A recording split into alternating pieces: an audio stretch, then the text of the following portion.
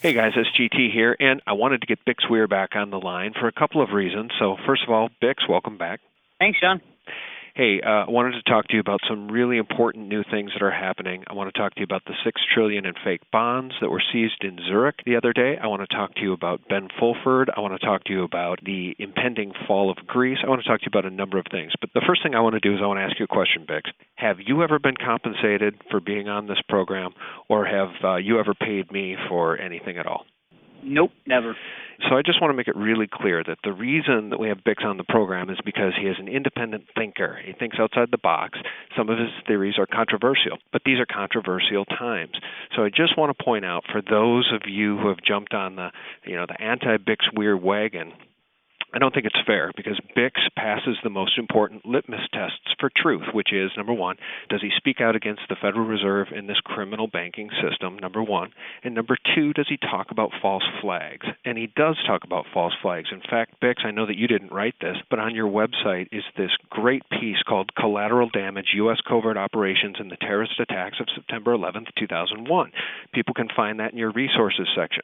And as we all know, Attorney Kurt Haskell's recent testimony regarding his experience on the airplane with the underwear bomber is that government got the underwear bomber on the plane in an effort then to cause fear and to roll out the full-body scanners.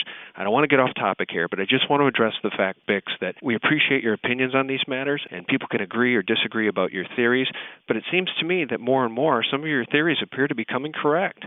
Well, being in the business that we are and dealing with the topics that we deal with, we're gonna take heat left and right. And I've been doing this for 12 years now, and I'm pretty used to it.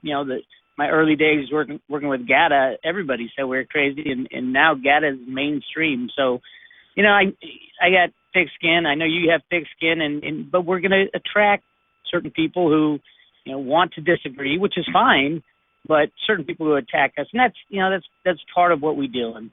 Yeah, and we're not forcing anybody to buy your newsletter. The bottom line is, Bix, things are changing. Internationally, it appears by the day. There's reports that bankers around the world are dropping like flies with resignations in governments, resignations from world banks. I wanted to talk to you about this $6 trillion in bonds that were seized in Zurich.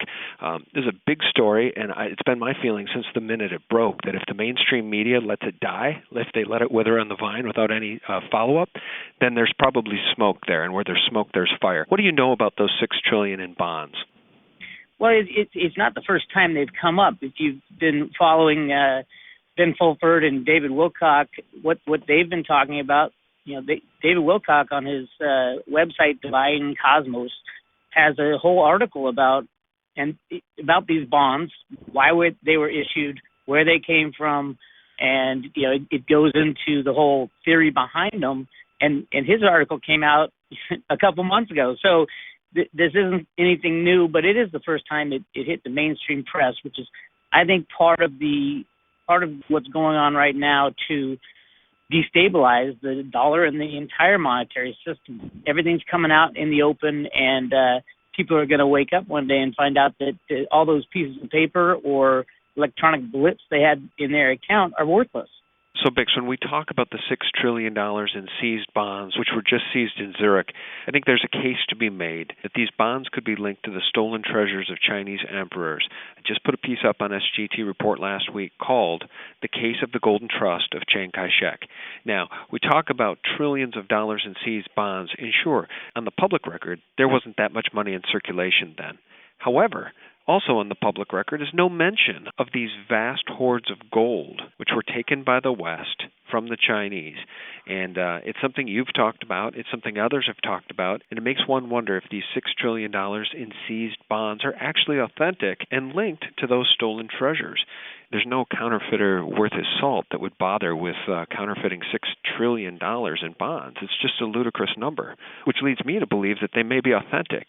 And then take it one step further, let's talk about the boxes, the Federal Reserve chests that they were in that are perfectly patinaed and accurate to what David Wilcock had written prior to this whole thing being discovered. I mean, it's just really incredible. Well, I think the first thing people need to realize, if you understand that our government doesn't tell us the truth, then you can understand that the entire world economy is a lie. The amount of money printed is a lie. The amount of bonds printed is a lie.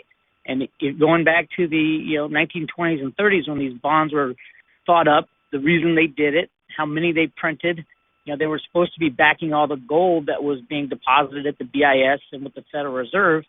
But, of course, the U.S. and the BIS printed massively more bonds than they had gold, just like they're doing today. Massively more electronic instruments are being created out of thin air, take the derivative gold, for example, than true assets that exist on the earth. And if you really take it to the end game, the end game is print as much money and build as many things and gain as much as you can before the whole Ponzi scheme of fiat money falls apart. We are just hitting that point now, 100 years later, where the world is saturated with fiat money instruments. And everybody's starting to wake up, and it's going to happen a lot faster now that these things are coming out in the open. And what's your position on what Ben Fulford and David Wilcock have been reporting? We stayed away from that. It seems like a hornet's nest of potential disinformation or misinformation. Not to impugn either one of those people. I think that they both are on the up and up, and they're doing what they believe to be true and right. And for those who aren't familiar, divinecosmos.com is David Wilcock's website, and he talks about this financial tyranny that has enslaved the globe. And the big picture basically is that there's a monopoly of over 1,300 corporations headed by the Federal Reserve banks, which are now earning 80% of the world's wealth. The core is in turn run by a super entity of 147 corporations, most of which are financial institutions. And the point of Wilcock's and Fulford's work is they're saying that there's a 122-nation alliance to bring an end to this financial tyranny. Now, I've always questioned it. I've very rarely reported on it. It seems a little pie in the sky to me. I tend to believe that Chris Duane is right and that there is no knight in shining armor coming to save us.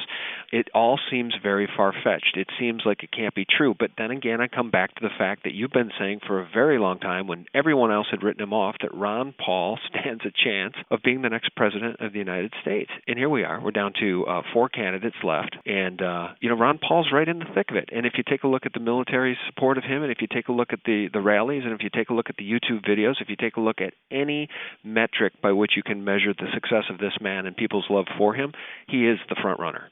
And, the only key missing ingredient on Ron Paul is the economic collapse. He's been saying since the mid-'70s that you can't run a debt-based society, you can't live off credit, and it's all going to collapse.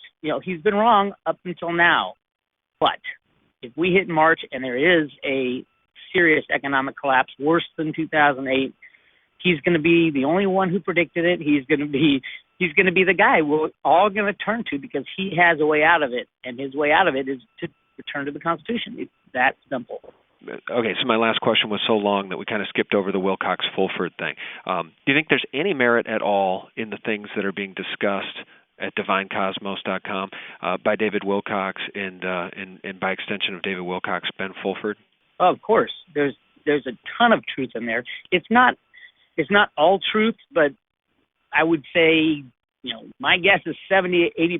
If you read like Gold Warriors by the Seagraves, and you go through Yamashita's gold and all the facts and evidence that they have on all that gold that was hidden away in the Philippines, you're going to come away reading the Fulford and the Wilcock stuff saying, yeah, it's all matching up, it's all true, and the only problem I have with Ben Fulford and David Wilcock is they see the future as some kind of brokered new monetary system where certain people are going to be in control of all the cash and spend it to create better things for humanity. I don't see that. I see a total collapse where each country decides for themselves how they're going to allocate new money, and I see the end of globalization, and I see the United States going back on a gold and silver standard, and that's what is said in the Road to Ruta comics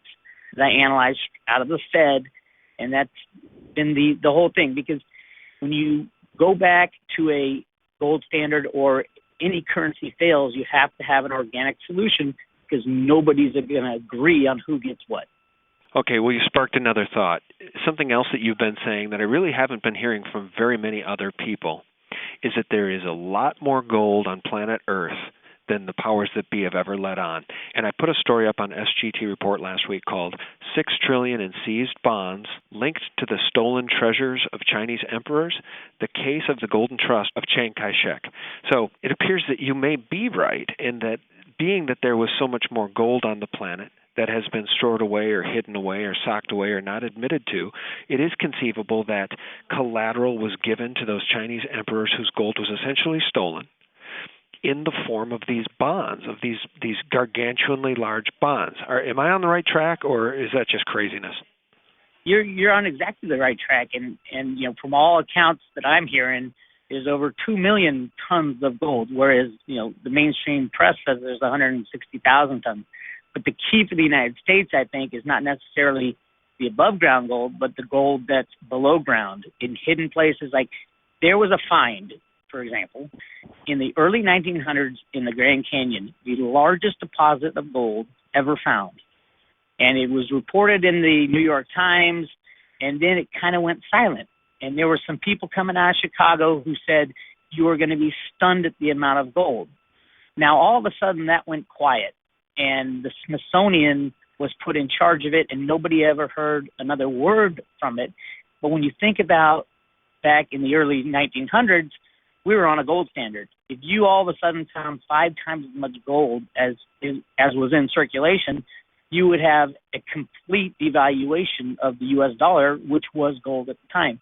So I believe there's a large part of what's going on is that gold in the Grand Canyon waiting to be mined and used as money in the United States has been kind of a large chunk of what the United States has been doing all these years about hiding all these gold mines.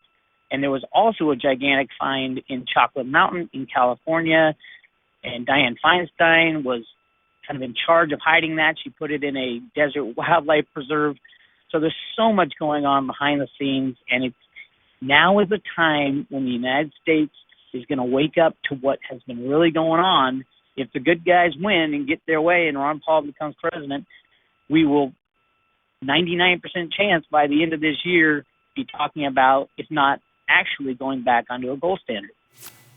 Hey guys, thanks for watching Part 1, and don't miss Part 2, a Spring 2012 Crash in a Ron Paul White House.